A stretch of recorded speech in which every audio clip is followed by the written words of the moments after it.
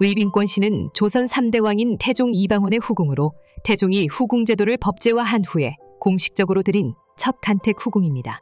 본관이 안동인 의빈권 씨는 고려 말 권문세족과 혼인관계를 맺어 큰 세력을 형성한 안동 권씨 집안의 후손으로 아버지 권홍과 이항림의 딸인 어머니 월성이 씨의 사이에서 태어납니다. 1401년 태종은 원경왕후의 시녀, 환관 등 20여인을 내쫓았습니다. 원경왕후가 태종이 가까이 하였던 궁인을 트집을 잡고 투기한 까닭이었습니다. 다음에 태종은 원경왕후의 투기가 심한 것을 비판하며 역대 제왕들의 비빈의 숫자와 빈첩의 제도를 상고하게 하였고 새로운 간택 후궁을 맞이하기로 결정합니다. 이때에는 임금이 즉위한 지 얼마 되지 못하여 빈첩이 미비되어 다만 평시의 시녀만이 있을 뿐이었다. 정비는 천성이 투기가 심해 사랑이 아래로 이르지 못하여 임금이 빈첩을 갖추고자 하였다.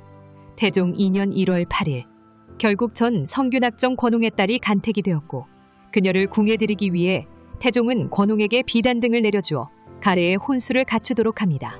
태종은 사대부가 출신의 권씨를 후궁으로 맞이하면서 왕비나 세자빈에 준하는 가래를 준비하게 했는데 이것이 문제가 됩니다.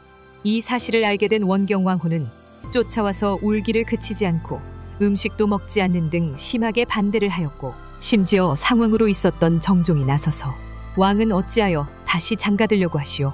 내 비록 아들이 없어도 소시의 정으로 인하여 차마 다시 장가들지 못하는데 하물며 왕은 아들이 많으니 말에 무엇하겠소 라고 말할 정도였습니다. 결국 태종은 가래색을 파한 후 몇 사람만으로 의빈권 씨를 별궁에서 맞아들입니다.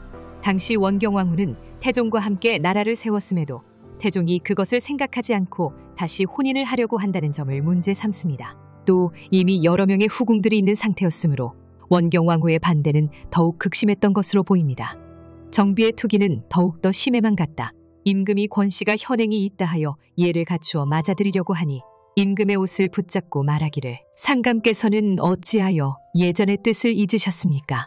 제가 상감과 더불어 함께 어려움을 지키고 같이 화란을 겪어 국가를 차지하였사온데 이제 나를 잊음이 어찌 여기에 이르셨습니까? 하며 울기를 그치지 아니하고 음식도 들지 아니하므로 임금이 가래색을 파하도록 명하고 환관과 시녀 각각 몇 사람만으로 권씨를 별궁에 맞아들였다. 태종 2년 3월 7일 의빈 권씨는 혼인 한 달 후 정의궁주에 봉해졌고 아버지인 권홍은 가정대부 영가군이 됩니다. 의빈 권씨는 정식 절차를 밟아 궁에 들어왔으므로 태종의 총애뿐만 아니라 상당한 지위도 확보했던 것으로 보입니다. 태종은 의빈 권씨를 위해 대궐 북쪽에 연못과 누각을 마련해줬으며 그녀의 아버지 권홍은 국구의 대접을 받았습니다. 그리고 궁녀로 가서 명나라 영락제의 후궁이 된 현인비가 태종의 많은 후궁 중에 의빈만을 지목해 백은 100냥의 선물을 주면서 그녀의 왕실 내의 권위도 더 높아집니다. 임금이 사신을 청하여 광연루에서 잔치하였다. 사신이 권파파가 준 금 2필, 단 2필, 침, 분 주머니를 친히 권공주에게 주고자 하니 임금이 편전으로 맞아들이었다. 태종 17년 7월 25일 태종이 태상왕이 된 후 병에 걸리자 의빈권 씨는 극진하게 태종을 간호하였고 이 공을 인정받아 태종이 세상을 떠나기 직전에 그녀는 정의궁주에서 정일품 의빈으로 진봉됩니다. 1422년 태종이 세상을 떠나자 의빈권 씨는 세종에게 말도 하지 않고 신빈 신씨와 함께 머리를 깎은 후 여승이 되어 밤낮으로 불경을 외우며 태종의 명복을 빌었습니다. 당시 조선은 억불숭유 정책을 펼쳤는데 궁궐에서 불법이 행해지자 중초원 지사 정인지가 상소를 올립니다. 이때 정인지는 불교가 숭상되는 것에 대한 우려와 함께 의빈권 씨를 비구니가 아닌 옛 모습으로 돌아오게 하여야 한다고 주장합니다. 의빈권 씨와 신영공주 신씨가 임금 세종에게 개하지 아니하고 머리를 깎고 여승이 되었다. 후궁들이 서로 경쟁하여 머리를 깎고 연불하는 기구를 준비하여 아침 저녁으로 불법을 행하였는데 임금이 금하여도 되지 아니하였다.